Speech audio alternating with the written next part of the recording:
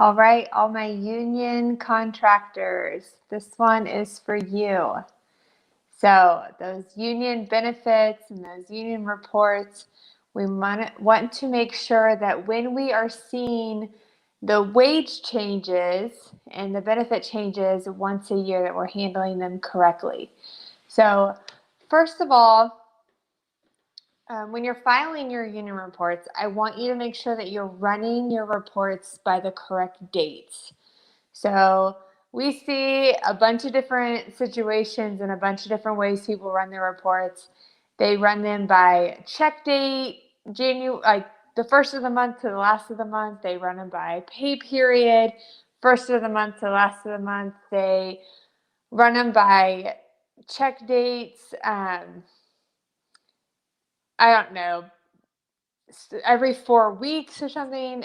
So it can get chaotic. And typically, if you're consistent in how your dates are being pulled, it's not going to have a huge impact month over month. It's going to really impact you the most, though, when those labor and benefit changes come out.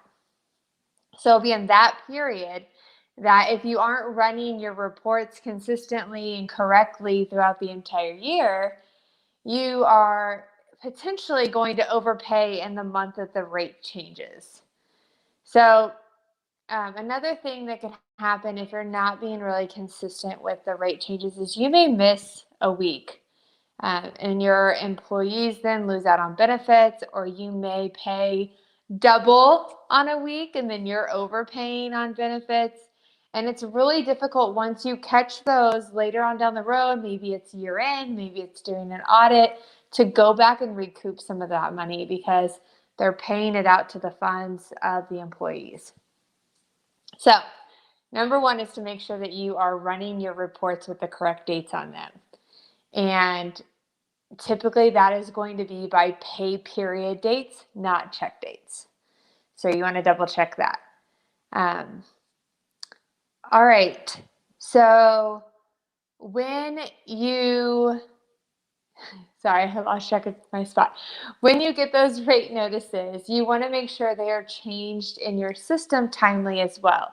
So if you are preparing payroll in your system, or most union contractors are doing their payroll in-house because it is so difficult to outsource payroll and have it job costed and managed with unions and all of that.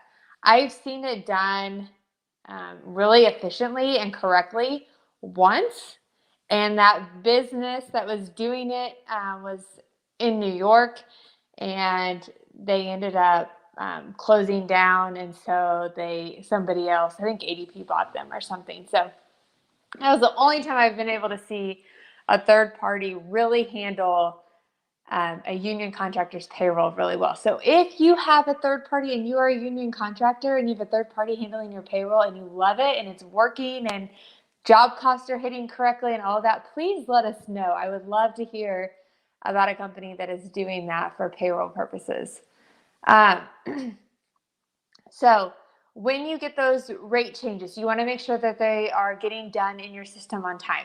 And typically, your internal staff is going to change the wages on time and get them changed before the next payroll hits within that reporting period. But what they typically do is they procrastinate and they don't end up changing all the benefits. They only change the wage to get the payroll done correctly, but they don't get the benefits done timely. And that is going to skew and mess up all of your accruals on your jobs. So all of your union benefits and stuff that are hitting your jobs, they're not going to come through correctly if your internal staff does not get those benefit numbers changed on time. Once the rates and the benefits are all changed in your system, you also want to make sure you're updating your labor sheets. Maybe you have a different term for them, but maybe you're not using them at all.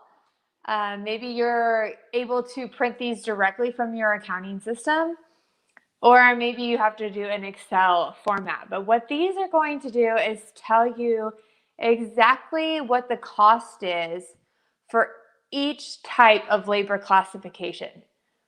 So this is going to be extremely helpful for your estimating team, your project management team, so they know exactly how much each labor hour is costing your company. And if that is overtime, if it's double time, if it's regular time, we don't want them using just the wage rate. Because if you are a union contractor, you know that for some classifications, the benefits can be just as much as the hourly rate.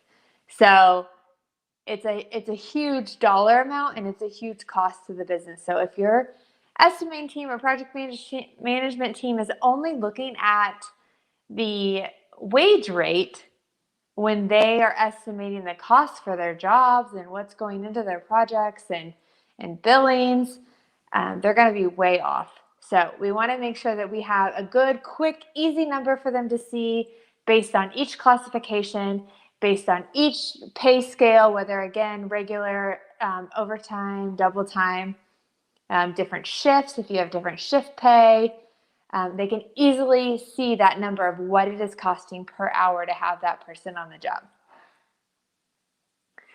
So, daily in LA for you. I want you to first double check and make sure that your union reports are being ran by the right dates.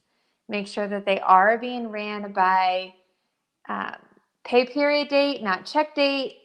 And it's going to depend probably on what your union reporting looks like. Every union is a little bit different, but typically what we see is it needs to be ran by a pay period end date. Then secondly, I want you to make sure that all your benefits are updated in your accounting system and make sure that those are getting applied to your jobs correctly. And make sure you have that labor sheet that's going to tell you exactly how much each labor hour is costing your company. If you have any questions on this, if you need help getting started, send us an email, info@newlifekc.com, or comment on our video, and we will try to help you the best we can. All right, thank you guys. Talk to you soon. Bye.